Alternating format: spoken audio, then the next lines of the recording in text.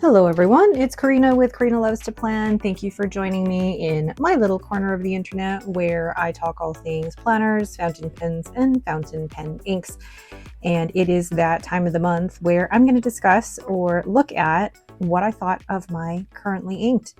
Let's get started. The first pen and ink combination that I used was my Sailor Hachimonjiya in the Sakura Bloom, and this was inked with Kobe Strawberry Chocolate. Can we just marvel at how pretty this pen is? It is stunning.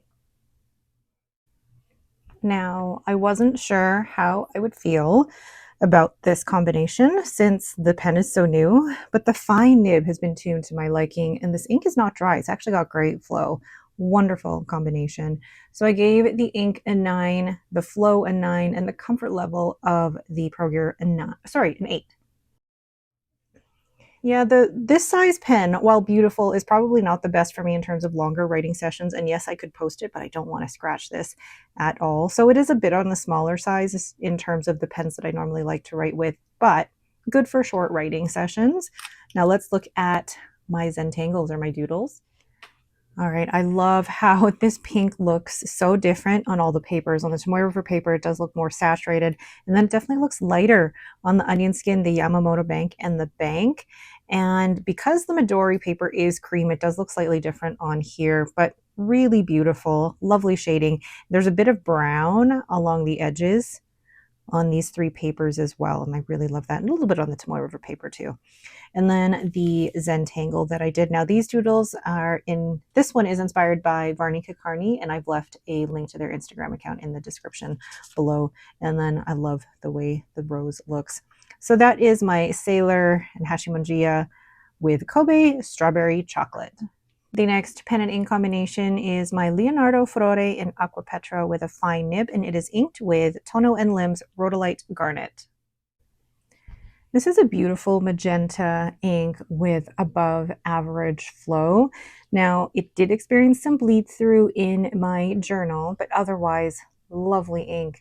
So I gave the ink a 9, the flow a 10, and the comfort level of the Furore a 9. I thought it was just a beautiful combination overall. Like, you could match so many inks with this pen, and the Rhodolite Garnet really brings out those pieces of purple in this pen. So let's look at the doodles. So there are all the swatches on the different papers as well. And to review them again, we've got Rhodia, Midori, Iroful, Onion Skin from Yamamoto Bank and Bank. I really should stop filming these videos after I finished work, and I've spoken to so many people. But I love how saturated it looks on the Tomoe River paper. And it's just a gorgeous, gorgeous magenta color, a little bit more pink and lighter on these papers, but still really pretty. And it looks almost more, I don't know, it does look different on the Arofal paper, and I can't describe why. Maybe it looks flatter on that one, like less depth to it. And then love the way that this doodle looks with the effects of the shading. So when you've got your pen going over the same spot over and over again, you definitely get shading. And this was the, I think, perfect pattern to show that off. And then I love the rose at the bottom here. So that is my Leonardo Furore Aquapetra with Tono and Lim's Rhodolite Garnet. Next, we have my Zodiac Penco Sagittarius in Primary Manipulation 5. Like, look at that sparkle. And it's inked with Robert Oster and Endless Pens, New Year, New Hue. This is a beautiful ink, but unfortunately, I had issues with the shimmer being inconsistent and causing hard starts. But otherwise, I love the color of the ink, and it was a great combination with the pen. It's just unfortunate that I can't really do Robert Oster shimmer inks. So I gave the ink a 9 because it's stunning, but I gave the flow a 6 because just the flow was inconsistent and the shimmer particles are too big. And I gave the comfort level of the pen a 9. And there is my paper swatching and my doodle here. Now, I really love the way this looks when you swatch it. I have no issues with the ink when you swatch it because it's got a beautiful reddish base with purple shimmer, really pretty. I just wish it would work in my fine and extra fine nibs. And I've learned that Robert Oster shimmer inks, unfortunately, do not work with my pens. The shimmer particles are just that bit too big that it causes that clogging. So even with this, the shimmer is, I don't know if you can see that, but the shimmer is inconsistent. You don't see it as much as I'd like for you to see it. And then I had to use actually a brass shim to go through the tines of the nib quite a few times to just get that moving again. Otherwise, love this pen. Wish the shimmer particles were slightly smaller. Yeah, unfortunately. So that is my Zodiac Pen Co. Sagittarius and the PM5 with Robert Oster. New year, new hue. Next, we have my Esterbrook Model J in Antique Rose. I purchased this from Bleskett, Canada, and I love it. I love just the overall classic look of this particular pen, and it's just comfortable for me. And I've inked it with Dominant Industry Maple.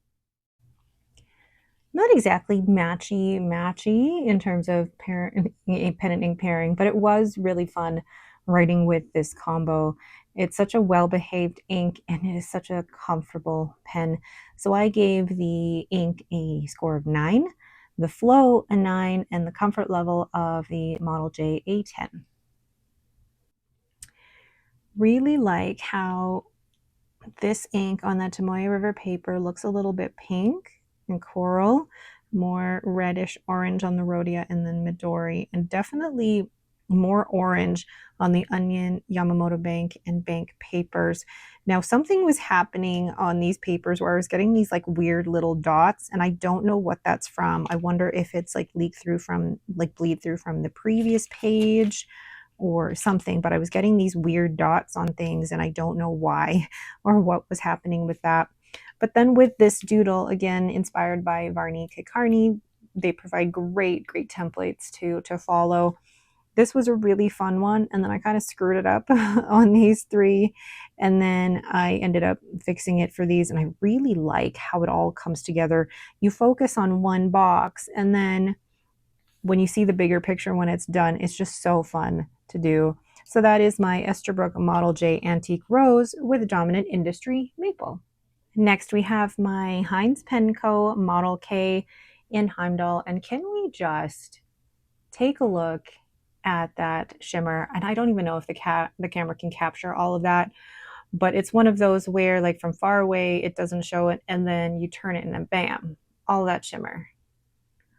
It's so pretty, and I don't think it was ever a pen that I would have purchased, years ago, but I saw this in Portland on a different model of pen, and I'm like, I need that, but I need it in a Model K, which is the model that is the most comfortable for me. Now I have this inked with Diamine Dusted Truffle, and I thought it was the perfect combination. Now this was so fun to write with. This extra fine nib is really smooth, and the shimmer was mostly consistent. I didn't have any clogging or hard starts with this combination, which is why I love Diamine shimmer inks. So I gave the ink a 10, the flow a 10, and the comfort level of the pen a 10. I mean, how could you not give this combination a 10? It's just fantastic. So let's look at the paper swatches and the doodle. Okay, like look at that shimmer bomb that's happening on that doodle. So fun, and still shows off the base color as well. Sometimes I get a little afraid that the shimmer, especially silver shimmer, can overshadow the base color, but this works so well. And then look at how it swatches on the Tomoe River paper. Beautiful. I really love how like creamy brown this looks, and then a little bit more beigey brown on the Aerofil. You wouldn't think that it'd be so complex, but I really love the way it looks on all these papers. So that is my Heinz Pen Model K and Heimdall with Diamine Dusted Truffle. The next pen and ink combination is my TWSBI Eco in Espresso Bronze with Robert Oster Earth. I really love how that ink looks sloshing around in the barrel there. I wish I had reached for this combo more because it really was lovely. I mean, it's not an exact match, but it was a good pairing, even with the extra fine nib. This ink has great shading and great flow. So I gave the ink a 9 because it's stunning, the flow a 9, and the comfort level of the TWSBI Eco an 8. Now, I do love this pen. It is not really the most comfortable pen in my collection, but I can do short writing sessions with this, and it's just satisfying to hear it go just a few more times, and it's pretty. So I'm learning about what I like in my collection, and there's some things that I can forgive that maybe it's not the most comfortable pen in my collection, but it's got some other qualities that I like that make me keep it in my collection. All right, let's look at the doodle. Here we go. So this pattern is not from Varnika Carney. I found this off of Instagram and I cannot remember the account, so I do apologize for that. But look at the complexity of this ink on all the different papers. On the Tomoe River paper, there are hints of pink and other green bits that are coming out, which I really, really love. So this is a really swampy ink color, and I love that even the pink on the Tomoe River paper looks orange on the Midori, and it definitely looks more brown pink here, and then looks more orange on these three papers down here. Really, really interesting. And then when you look at the rose, when it's painted here, it definitely looks more pink in those shaded areas. Such an interesting ink. And you wouldn't think that you'd see it too much in an extra fine nib, but in those areas where I'm drawing those half circles or filling in those half circles, you can definitely see a bit of that pink coming out in there. Really interesting ink. So that is my TWSBI Eco Cafe Bronze with Robert Oster Earth. The next pen and ink combination is my Esterbrook Estie in Quirky Leaf, and I have this inked with Robert Oster Saguaro Green. Not an exact match, but still pretty. This was a lovely seasonal green, but it's not one I reached for too often. And maybe it's because I don't really reach for green. I don't know. But it had really good flow, and my Esties are always so comfy. So I gave the ink an 8, the flow a 9, and the comfort level of the Estie a 10. And taking a look at the doodle here, this one was inspired by Varnika Carney as well. Really, really love how that looks. I like this one because I was able to use the extra fine on the regular side, and on the reverse side to color in those areas, I used the Reverse Architect. Really fun nib. Highly recommend. If you're going to get a nib with a reverse side on it, get a Reverse Architect. It is so fun. So then I also like how this ink swatches on the different papers, especially on the Tomoe River paper. Like the corals or the peach that you see in the shading, really fantastic. Unfortunately, you don't really see that in an extra fine nib, but I do love, this is why I love doing the paper swatches, is because you can see all of those characteristics that you wouldn't normally see when writing. Now, green is not a color that I normally go for, so this is probably not one that I'll keep in my collection, but I was still glad to try it anyway. So that is my Esterbrook Estie Quirky Leaf with Robert Oster's Saguaro Green. Oops. Next, we have my Narwhal in the Voyage Tromso. This came out a couple of years ago. Was this this wasn't an Atlas exclusive. I cannot remember. But anyway, this is my Narwhal Voyage Tromso with a fine nib, and this is inked with Pennonia in Stationery Universe Morning Morpho with Shimmer. Stunning ink. Love it. Now, I'm not sure if Tori of Stationery Universe still has these in stock, but I would highly recommend checking her out. I will include a link to her Instagram in the description below. This was such a fun combination. This shimmer ink has no issues. It had great flow out of this smooth, fine nib, and this Narwhal is actually very comfortable. I gave the ink a 10 because, I mean, it's stunning. The flow a 10, and the comfort level of the Narwhal a 9. And for this doodle, I decided to try something different. I was inspired by the account itchy.day on Instagram. And it's funny how doing something repetitive like circles is so calming, but also it brings out all of the ink properties as well. And there is so much shimmer in this that I don't think I ever felt like I was low on shimmer on any part of this, maybe like a little bit along here, but the shimmer was pretty consistent throughout. Now, I really like this blue. It's leaning a little teal turquoise. And I apologize, I'm not great in differentiating between teal and turquoise. But what does this remind me of? It reminds me of Robert Oster Fire and Ice without the sheen. And not having the sheen is actually a plus for me. I'm not a sheen person, so this works out really, really well for me. Not too much difference between the papers, although I am seeing a little bit more green coming out on the bank paper down here, but otherwise, love this ink. Such a great ink, and highly recommend doing something repetitive like circles. Now, I know there's some people who have a specific phobia with holes or circles like this, so this probably wouldn't be for you, so I apologize. But this is my Narwhal Voyage Tromso with Pennonia. This is my Narwhal Voyage Tromso with Pennonia and Stationery Universe Morning Morpho Shimmer. The next pen and ink combination is my Laban, Rosa, and Cracked Ice. And I have to say that this pen was one that I was looking at for and considering for over a year. And then I kept saying to myself, I don't need it. I don't need it. But I love this in my collection. I love this one. And it is inked with Pennonia and Stationery Universe Midnight Morpho Shimmer. This was another fun combo. I mean, it's not as much of a shimmer bomb like Morning Morpho was, but I can really appreciate the subtlety of the shimmer in this. And there were no flow issues. So I gave the ink a 9, the flow a 9, and the comfort level of the Cracked Ice a 9. I absolutely love how this ink looks on these papers.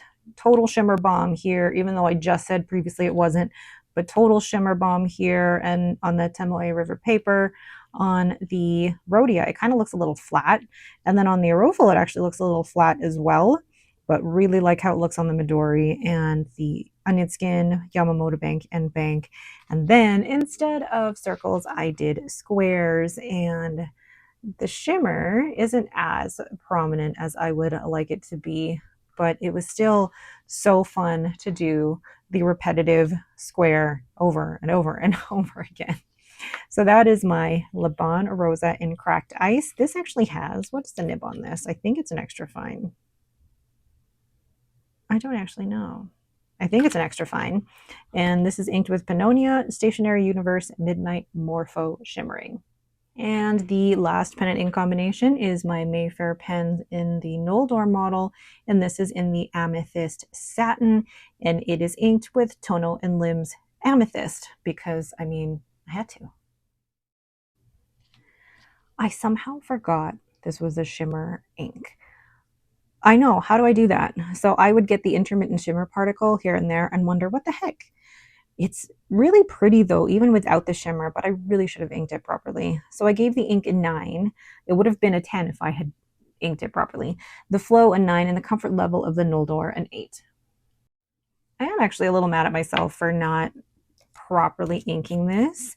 I think I inked it without properly agitating the sample, because the sample of this has a lot of shimmer. So I'm a little mad at myself for not doing that. So I'm going to try and ink Tono and Limbs Amethyst at another time, maybe in a few months from now, and try it with its proper shimmer content. But let's go ahead and look at the paper swatches and the doodle. So the paper swatches do have shimmer, because that's when I realized, oh, this ink does have shimmer. And then you can see in some of the circles here, there is some shimmer there as well. I really love doing this. This was so fun. I didn't have to think about it. It was just circle after circle. And there's something so meditative about doing the same stroke over and over again. It's not a Zentangle per se, but the act of doing the same stroke over and over again is very much in line with what Zentangles are for that meditation. Love this, but also it uses so much ink, which I love. But again, love the grayish purple tone of this ink, and I do plan on keeping it for future use. Like, there's still a good half of a sample, about like 3 mils left, and look at that shimmer.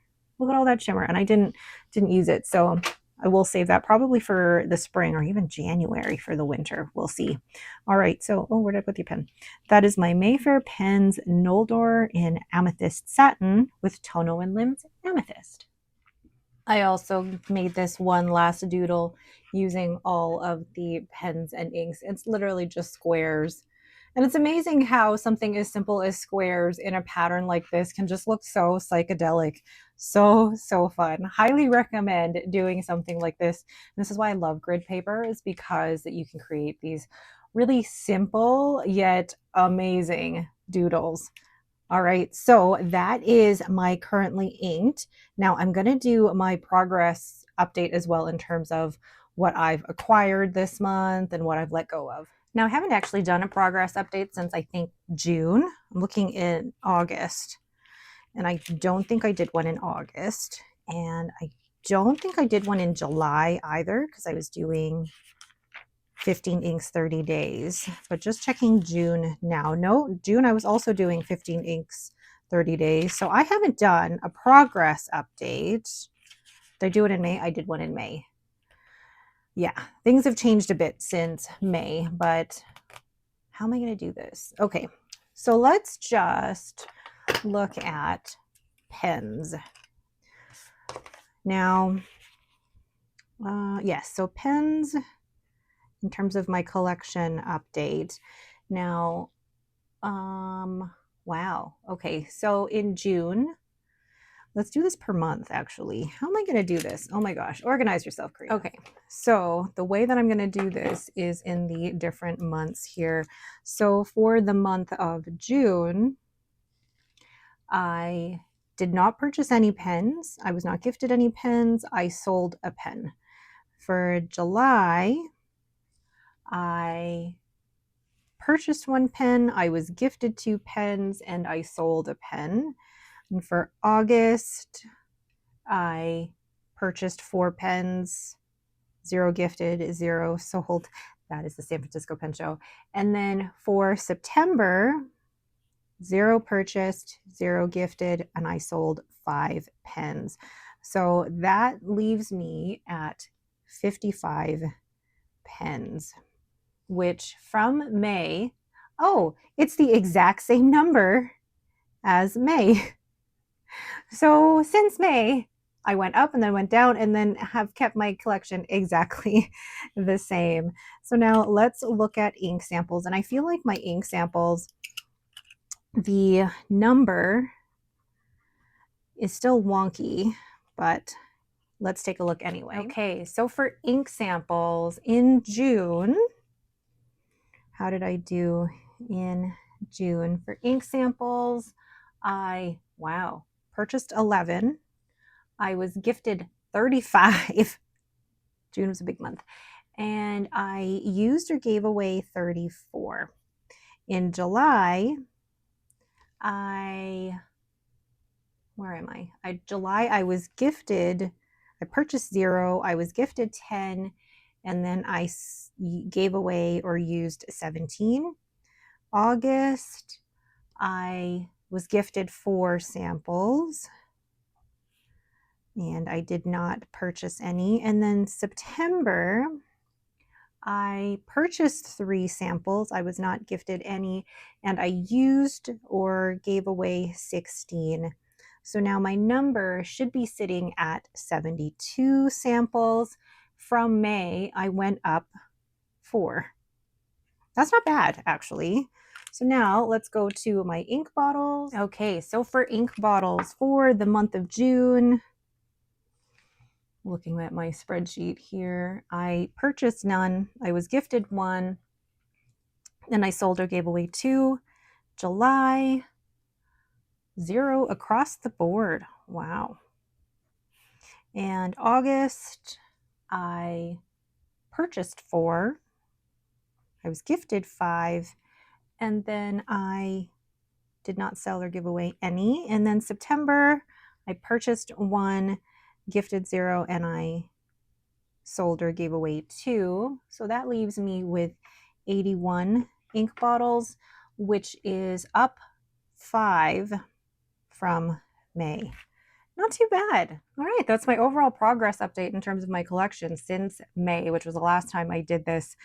I am surprised, well, no, not really surprised, that my pen collection, in terms of the number of it, is still exactly where I was at compared to like the end of May.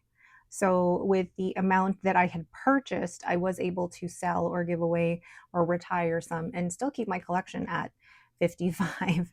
Then ink samples only increasing by 4, considering how much I was given. It means that I'm actually using them and going through them. And then ink bottles purchased went up 5, which I feel like is high for me in terms of my ink bottles. All right, so that is it for me. That is my currently inked progress report as well as my collection update. Please let me know your thoughts down below. If you have any questions, please leave them in the comments as well. Thank you all so much for watching and have yourselves a great day. In Stationery Universe, Morning Morpho. Oh my god, not Morpho. That is going in the bloopers.